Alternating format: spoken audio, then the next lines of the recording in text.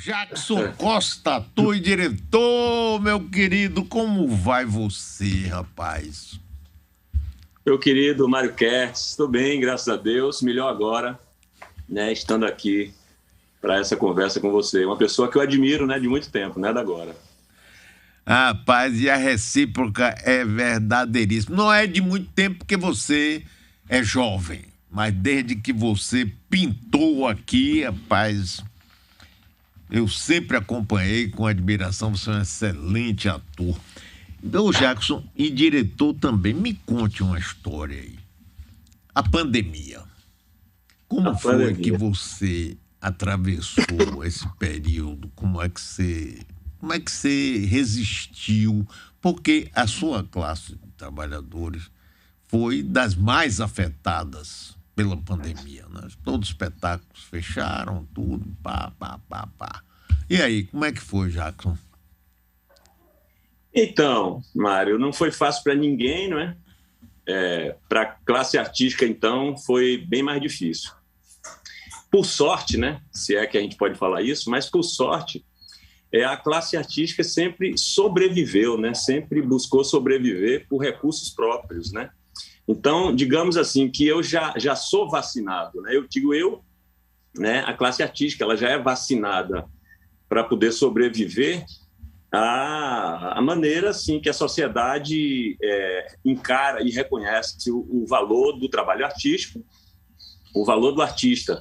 Eu vou usar assim uma imagem que é um pouco forte, mas eu acho que ela pode ilustrar bem assim. Digamos que a classe artística ela sofre, né? Ela Sim. atravessa, né, na sua existência com uma enfermidade. E no momento da pandemia, ela estava na UTI, né? Hum. Então, assim, ou seja, acentuou, tornou ainda mais forte, né, essa enfermidade. Eu, né, você sabe muito bem disso, os teatros foram fechados, né, todos os espaços possíveis, né, onde o artista se apresenta foram fechados, isso tornou muito mais difícil. Então, assim, eu sou vizinho aqui da minha amiga Margarete Menezes, que conhece um pão que eu faço na minha casa, que é um pão integral. Ah, Aí, rapaz, essa ideia. Peraí, rapaz, como é que começou esse negócio de você fazer pão? Como é que foi isso? eu já faço há um bom tempo para o meu consumo, né? Eu Sim. faço há um tempo já uma dieta mais saudável, né? Quando eu posso, eu fico na alimentação só natural, mas até por conta da minha profissão, eu tenho que ir para lugares, às vezes, que a alimentação na hora é o que tem mesmo, eu tenho que me alimentar com o que tem. Mas sempre fiz, né, e tenho ainda uma base de alimentação saudável e sempre fiz o pão integral. E aí, Margarete, conhecendo esse pão integral da minha casa, ela chegou para mim uma hora, olha a sabedoria de Margarete Menezes, sabendo que na minha condição de ator é muito mais difícil do que a condição dela de cantora, né? Falou, Jackson, por que você não faz pão integral? Aí aquilo, né, tá, Maga, quem sabe e tal. Aí, uma semana depois, ela, e aí, vai fazer o pão integral? E eu nada. Aí ela falou assim, é o seguinte, eu quero encomendar 2 pães. Então, começou assim com uma forçação, entendeu? E aí, a produtora dela estava com ela e falou, então eu quero 3. Então, eu comecei fazendo 5 pães por encomenda. E aqui no condomínio tem umas pessoas que eu conheço e essas pessoas não conheciam ainda o pão e começaram a pedir. E eu fui fazendo de forma artesanal e vendendo também de forma artesanal. Isso é, vendendo 6 pães por dia, no máximo 12 pães por dia. E assim eu fui garantindo alguma verba para poder pagar pelo menos o meu pão, entendeu? Tá no tempo. Como foi que começou a sua carreira artística? Porque você já trabalhou em novelas, minisséries, em peças, você tem filmes, você tem uma história belíssima como ator. Faça um resumo aqui pra gente, que é sempre bom a gente estar conversando com uma figura tão simpática e competente como você, Jackson. Então, meu amigo, eu comecei assim, eu tive, né, o privilégio de começar teatro, fazer teatro com aquela figura, aquele negão fantástico, Mário Guzmão. Ah, maravilhoso, conheci muito. Figuraço, né? Demais. Ele teve uma época, ele foi para Ilhéus, trabalhou um tempo na cultura em Ilhéus, e depois ele foi para Itabuna. Então, eu comecei a fazer teatro com o Mário Guzmão de uma forma interessante. Um amigo meu, que está em Portugal agora, dando aula em Portugal, professor de filosofia, Fernando Caldas, por conta de uma semana de cultura da residência, né, do estudante de Itabuna aqui em Salvador, me chamou para fazer uma peça.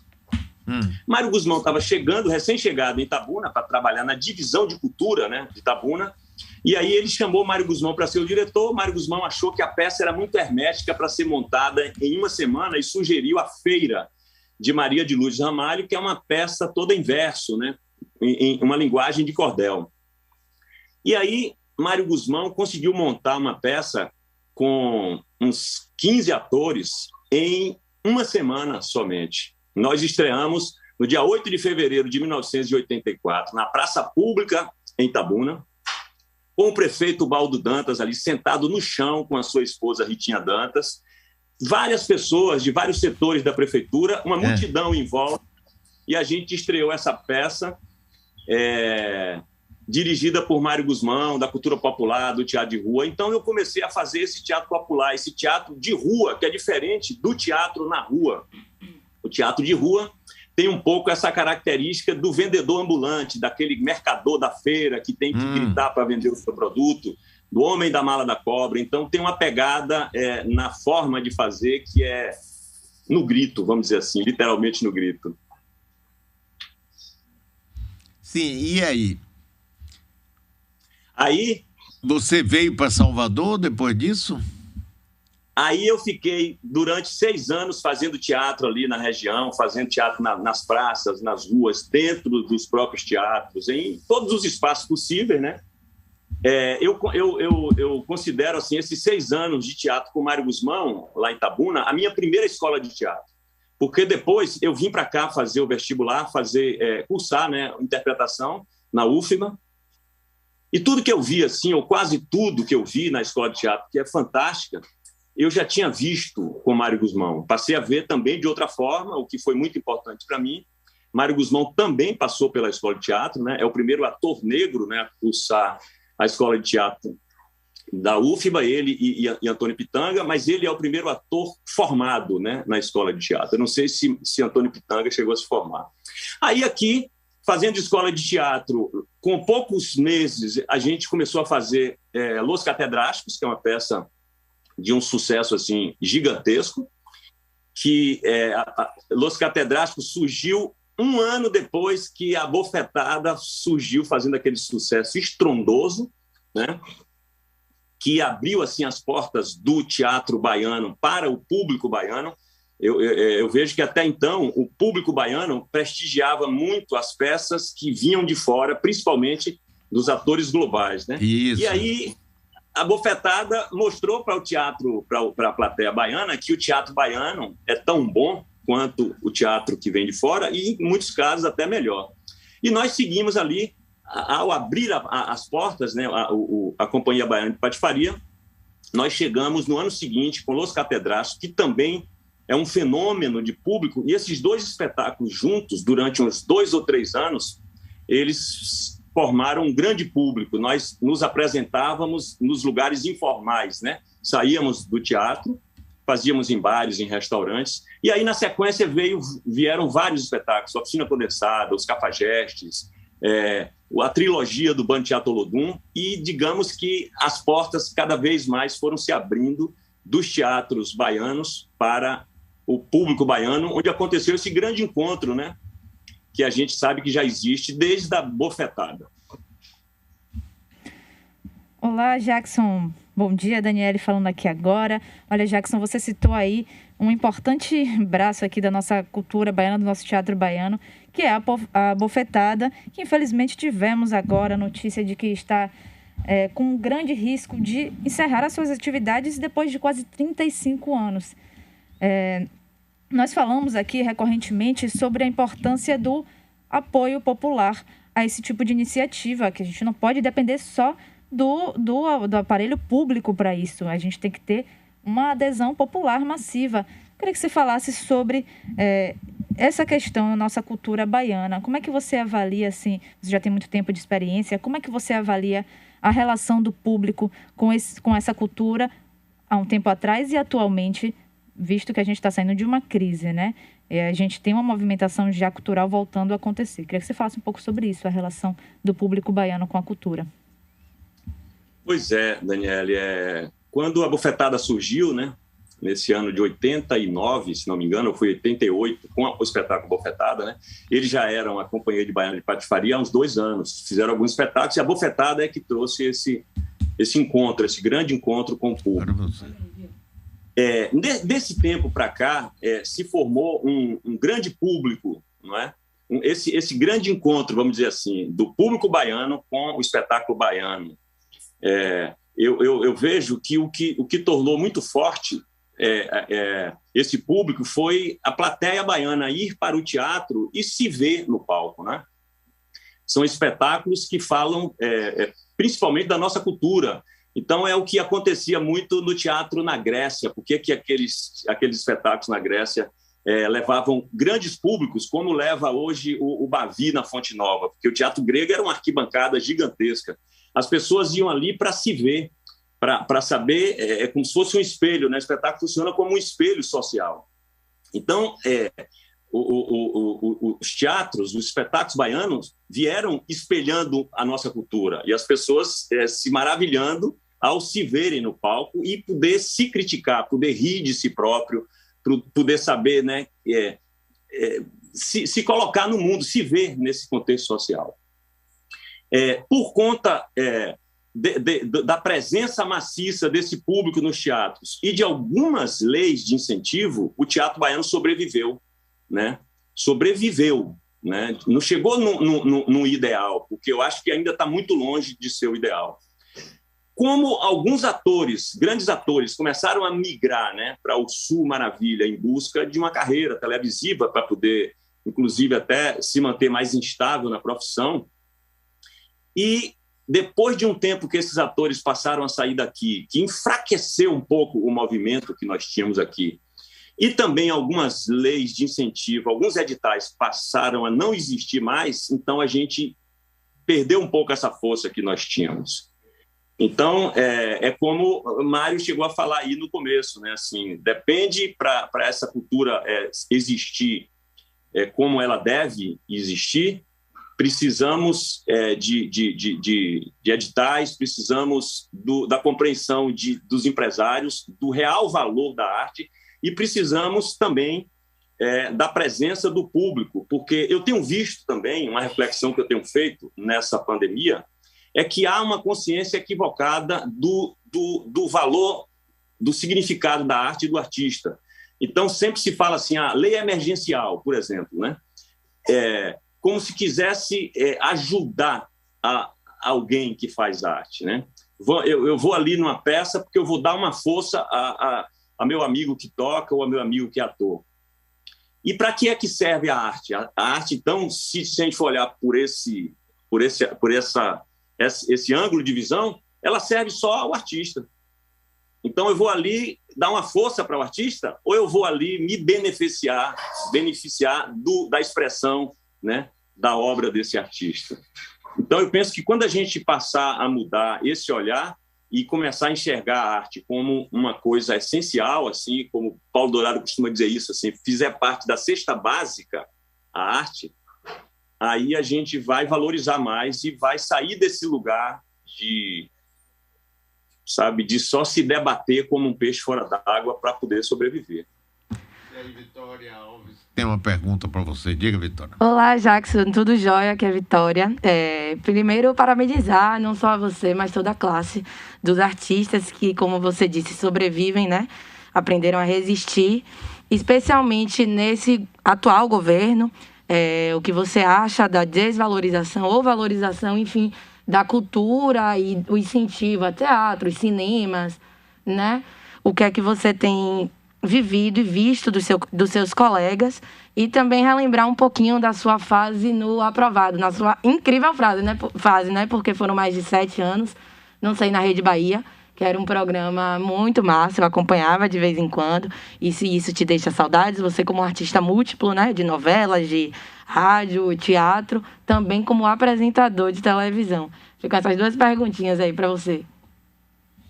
Então, Vitória, eu tenho a minha visão, assim, né, do que esse governo atual, né, tem feito pela arte, pela cultura, e percebo que é, assim, um pensamento da maioria da classe, se não de todos, da maioria, que esse governo, ele tem feito muito pouco do que pode, do que poderia e pode fazer. Tem feito muito pouco. A gente, olha, nesse momento de pandemia, alguns teatros fecharam, né? Agora mesmo é triste a gente ver ali o Teatro Aquibeu no chão, né? Um teatro que presenciou ali muitos espetáculos de sucesso na Bahia. Então, presenciou encontros de grandes espetáculos com um número grande de pessoas, de público, né? Eu penso assim que, na sua pergunta, o governo atual da Bahia, ele se enquadra nessa coisa que eu falei, assim, qual é o valor da arte, né? O que significa o artista? Na Grécia, por exemplo, os governos sabiam a importância do artista, até para fortalecer um governo perante o público, né? Perante o povo. E não só valorizavam os artistas nas épocas de campanha, porque se a gente for observar bem, é difícil uma campanha política sem artista, é muito difícil. Primeiro que as campanhas políticas contratam os grandes cineastas, contratam os iluminadores, todos esses profissionais do audiovisual, contratam os atores para poder se pronunciarem ali de forma segura e com talento, né, para falar das suas ideias. Mas eu vejo que, principalmente por se tratar de um governo de esquerda, que, né, pelo nosso histórico, né, a esquerda é que tem um olhar de mais consciência para o valor da arte. Então, assim, está muito aquém do que pode um governo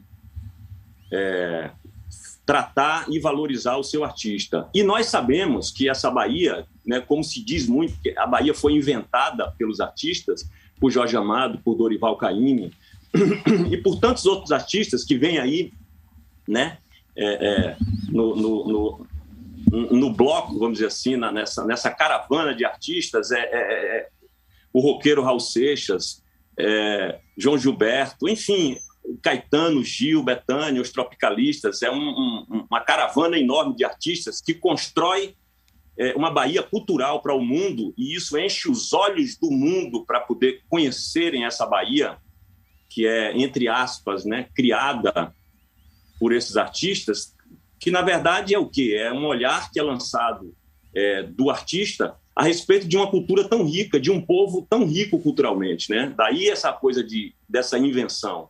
Mas, na verdade, nada mais é do que evidenciar uma coisa que já existe. Então, assim, qual é o valor real que tem esses artistas? Qual é o valor real que tem a arte na construção dessa cultura tão forte que se destaca no mundo, que é a cultura da Bahia? Então, é preciso a gente pensar muito bem a respeito disso, porque o prejuízo que nós teremos, né, que a sociedade como um todo terá, se deixar à margem mais do que o que já esses artistas, é um prejuízo muito grande que vai refletir, né, a curto prazo, não precisa ser a longo prazo, na sociedade como um todo, não é? Eu não sei se eu respondi bem essa sua primeira pergunta. Respondeu, Jackson. Eu concordo com você. Inclusive, os governos do PT, apesar de serem de esquerda, não foram muito felizes na área cultural. Não se deu a importância devida. Eu concordo inteiramente com você. Agora, eu queria falar um pouco também sobre o personagem que você fez de Castro Alves. Ficou muito marcado, né? Eu quando penso em Castro Alves, eu só penso em você, eu vejo você e não as fotos, os desenhos que tenho de Castro Alves. Como é que entrou esse personagem na sua vida? Pois é, Mário. Eu cheguei um momento, fazendo Castro Alves, que eu pensei que eu era Castro Alves, né? Imagina a minha pretensão de achar assim, qual é a ligação que eu tenho com essa figura. Porque a minha identificação com ele é muito com a maneira dele dizer os poemas dele, que vem lá de Itabuna, onde eu aprendi e continuo aprendendo a dizer poemas com José Delmo, com Ramon Vani, que é um poeta e ator que já está no andar de cima, com Mário Guzmão, dizendo o navio negreiro. O primeiro ator que eu vi dizendo o navio negreiro foi Mário Guzmão. Então, aprendi também a dizer com ele. E uma identificação muito grande com essa questão que, para mim, é o lugar da arte, que é uma questão social, né? A arte como um instrumento para iluminar um povo, para mostrar a um povo, né, quem ele é, como é que ele está nesse cenário aí, tudo. Então, uma identificação muito grande da maneira também de dizer poema, e não pegar um poema e fazer uma declamatória como uma cantilena, não. Pega poema até como um político, né, faz o seu discurso político, não é?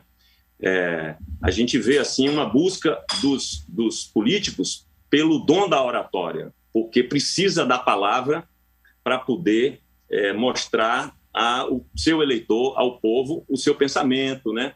O que pretende cada um, como vê o povo e tudo mais. Daí também a importância dos debates políticos, né?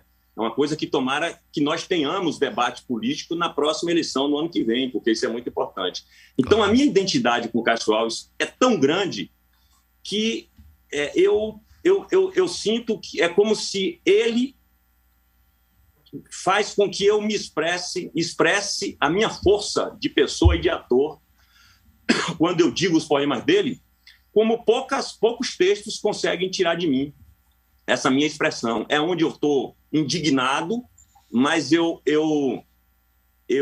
consigo expressar a minha indignação com argumento através da palavra dele. Então, assim, não tem como eu não me encantar e me fazer assim vibrar, talvez num dos melhores lugares assim no meu ofício de ator, é quando eu estou dizendo o poema dele. Daí que talvez seja esse encantamento que você tenha e que algumas pessoas têm. É ver a criança com o brinquedo dela, o brinquedo preferido dela, né? Jackson Costa, ator e diretor, querido amigo, muitíssimo obrigado, viu? Uma alegria conversar com você e ver você vibrante aí, resistindo e trabalhando em benefício da nossa cultura e da alimentação sadia com esse seu pão gostoso. Um abração para você, Jackson. Um abraço, viu, Mário? Um prazer, uma alegria grande estar aqui conversando com você sobre esse assunto tão importante, né? Que é a importância mesmo da arte, do artista na sociedade. Parabéns aí pelo seu programa e um grande abraço.